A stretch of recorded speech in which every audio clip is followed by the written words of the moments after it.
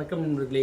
இன்றைய நட்சத்திர வசியத்தில் எதை பற்றி பார்க்க போகிறோம்னா, நம்ம ஆல்ரெடி சொன்ன மாதிரி 27 நட்சத்திரங்களையே நட்சத்திரத்திலே திருன்ற பேரை கொண்டது 2 நட்சத்திரம் தான். திருவாதிரை, திருவோணம். நம்ம ஆல்ரெடி திருவோணத்தை பற்றி நம்ம நேயர் விருப்பமாக போட்டோம். இன்றைய திருவாதிரையை பற்றி தான் பார்க்க போகிறோம். இந்த திருவாதிரை நட்சத்திரத்தில் மிதுன ராசியில் இருக்கிறவங்க சந்திரனோட புள்ளி திருவாதிரையில் இருந்தாலோ, லக்ன புள்ளி திருவாதிரையில் இருந்தாலோ, இவங்களோட அதிதேவதை யார் அப்படின்னா நம்ம தலைவர் தான், ருத்ரன் தான். சரிங்களா?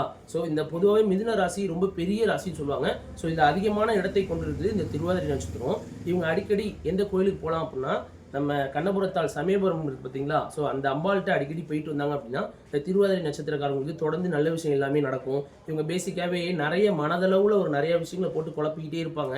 இந்த மனதளவில் நிறைய திங்கிங் பண்ணிகிட்டே இருப்பாங்க. ஸோ இந்த மாதிரியான மனசை கண்ட்ரோல் பண்ணக்கூடிய விஷயம் நம்ம சமயபுரத்து அம்பாள்கிட்ட இருக்குது. இந்த திருவாதிரைக்கு உண்டான ஆற்றலும் நம்ம அம்பாள்கிட்ட இருக்குது. அது இல்லாமல் கடலூரில் அழகுமுத்து ஐயனார் அப்படின்னு சொல்லிட்டு ஒரு ஐயனார் கோயில் இருக்குது. சரிங்களா? ஸோ இந்த திருவாதிரை நட்சத்திரத்தில் பிறந்தவங்க சமயபுரம் கோயிலுக்கும் அடிக்கடி போகலாம். கடலூரில் உள்ள அழகுமுத்து ஐயனார் கோயிலுக்கு ஒரு வாட்டி போயிட்டு வாங்க. ஸோ இந்த கோயிலுக்கு போகிறது மூலிமா அவங்க வாழ்க்கையில் உள்ள தடைகள் எல்லாம் குறைஞ்சு சீக்கிரத்தில் வாழ்க்கையில் வளம் பெறலாம் அப்படின்னு சொல்லி மணியா மீடியாவை லைக் பண்ணுங்கள், சப்ஸ்கிரைப் பண்ணுங்கள், ஷேர் பண்ணுங்கள் நண்பர்களே.